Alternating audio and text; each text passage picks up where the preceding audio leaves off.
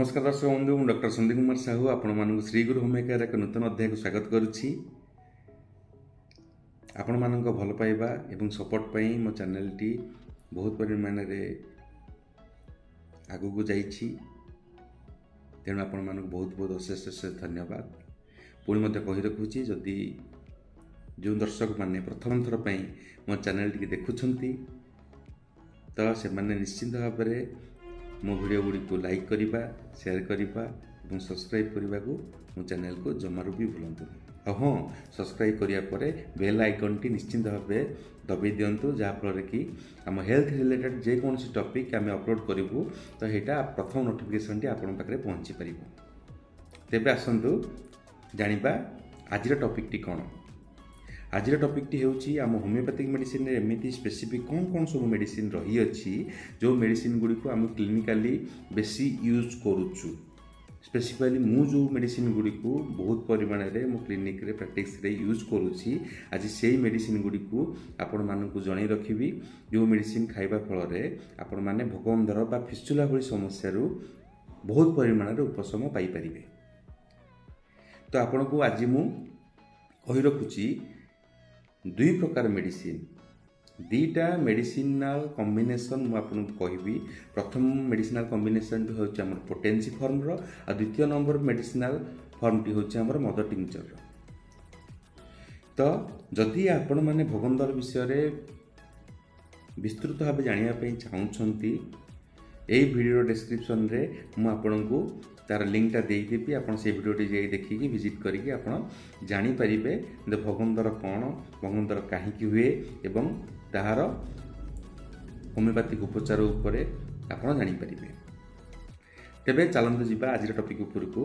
आज टॉपिक उपर को जिबा पूर्वरु मु आपन को कहि रखिया चाहूची संक्षेप रे जे भगवंदर हेइ थाय कोन, भगवंदर हबार कारण कोन, तथापि आपन संक्षेप रे टिके टिके जणै दउची।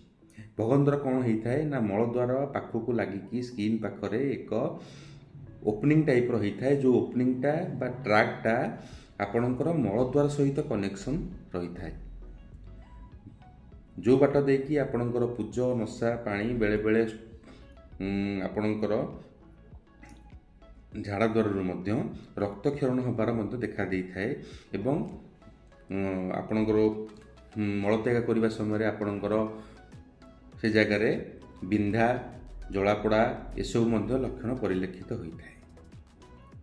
तो यार हबार मुख्यतः कारण कौन ना जदि आपणकर कौन कारण मलद्वार पाखरे बा मलद्वार रे ट्रमा बा इंजुरी होता है बा आपणकर पूर्व मलद्वार रे सर्जरी बा अस्त्रोपचार कौन कारण होता है बा बारंबार मलद्वार इन्फेक्शन हवा फल यह फिस्टुला रूपांतरित होता है। तो आम होमियोपैथिक एमती कौन कौन सब मेडिसिन गुड़ी अच्छी जो मेडिसिन गुड़ी को स्पेसिफिकली आम यूज करुचु आम प्रैक्टिस लाइफ रे। मुख्यतः मु निजे मो प्रैक्टिस लाइफ रे यूज करुच्ची से मेडिसिन विषय आपन को संक्षेप रे कहि रखिया जाउची। तो प्रथम मेडिसिन जोटा आपन को कहितली जे हमर पोटेंसी कॉम्बिनेशन टा, पोटेंसी कॉम्बिनेशन को मेडिसिन मिसई की आमको गोटे कॉम्बिनेशन बनया पड़ो। चलते कही रखुची आम मुख्यतः 4टी मेडिसिन को आपन यूज करेंगे। प्रथम 1 नंबर मेडिसिन टी होची आपनकर acid nitric. Acid nitric 30 potency आपन नेबे। द्वितीय नंबर मेडिसिन टी होची हमर लिडम्पाल। लिडम्पाल टा मध्य 30 पोटेंसी आपन यूज करेंगे। तृतीय नंबर मेडिसिन टी होची हमर कोन ना हिपरसल्फ। हिपरसल्फ को मध्य आपन 30 पोटेंसी यूज करेंगे। एवं चतुर्थ और शेष मेडिसिन टी होची आपनकर कोन आर्निका मोन्टाना। आर्निका मोन्टाना 30 ताकू मध्य आपण 30 पोटेंसी ही यूज करेंगे। ये सब मेडिसिन गुड़ी को आपण गोटे 30 ml सीसी रे सम परिमाण मिसई देबे। सम परिमाण मिसईकी आपण को दिन को 2 थर मात्र खाइबार अच्छी, सकाळू गोटे थर एवं संध्यारे गोटे थर। या खाद्य खाइबा पूर्व सेवन करेंगे। आपण 3 ରୁ 4 टोपा हिसाब रे डायरेक्ट जीभरे आपण पकेकी खाई परिबे, किंबा आपण जदि न खाई पारुछन जीभरे पकेकी ताले आपण अध कप पानी बा अल्प टिके पानी रे आपण 3 ରୁ 4 टोपा पकेकी ताको खाइया पूर्व ताको सेवन करिवे। तापर आसंतु जिबा द्वितीय नंबर कॉम्बिनेशन द्वितीय नंबर कॉम्बिनेशनटा आम कौन ना द्वितीय नंबर कॉम्बिनेशनटा हूँ आम मद टिंचर कॉम्बिनेशन। मद टिंचर रे को मद टिंचर आम यूज करुचु मुझे आपको कही रखुची मन रखु आ जदि पारुछंती मते टिपि नियंतु। मद टिंचर कॉम्बिनेशन टी होची हमर हाइड्रास्टिस मद टिंचर प्रथम।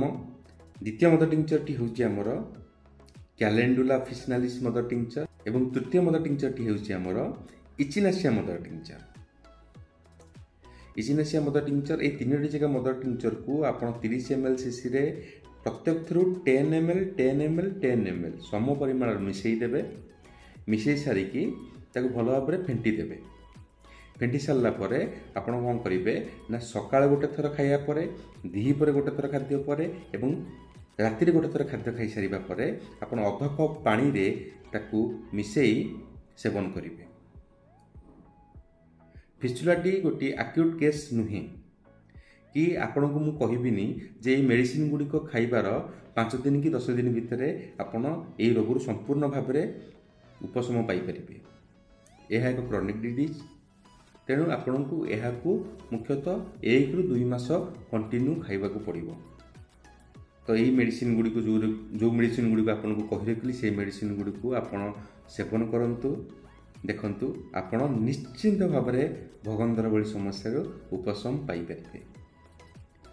वीडियोटी शेष करिया पूर्व आपण मानक एतिक अनुरोध एवं कहि रखुची मध्य जे कोनोसी रोग होना कहीं आपण से रोगर उपचार जड़े सुदक्ष डाक्तर परामर्श क्रमे ही करंतु। आपण पाखापाखि जो सुदक्ष डाक्तर अच्छा आपणकर सी होमियोपैथिक हूँ कि आयुर्वेदिक हूँ कि एलोपैथिक हूँ तो तांको परामर्श क्रमे आपण मेडिसिन सेवन करंतु।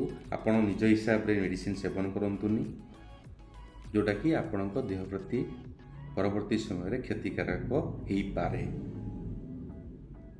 तेणु जदि आज भिडियोटी आपन को भल लगी ताले आपण मानक पुनर्बार आउथरे कहि रखुची निश्चिंत भाव में लाइक करेंगे शेयर करेंगे एवं चैनल टी को सब्सक्राइब करेंगे आ चैनल रो बेल आइकन टी को निश्चिंत भाव दबाई देवे जहाँफल कि आम हेल्थ रिलेटेड प्रत्येक वीडियो आपण मानक प्रथमे पहुँची पार।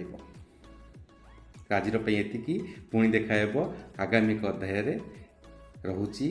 जय जगन्नाथ, नमस्कार।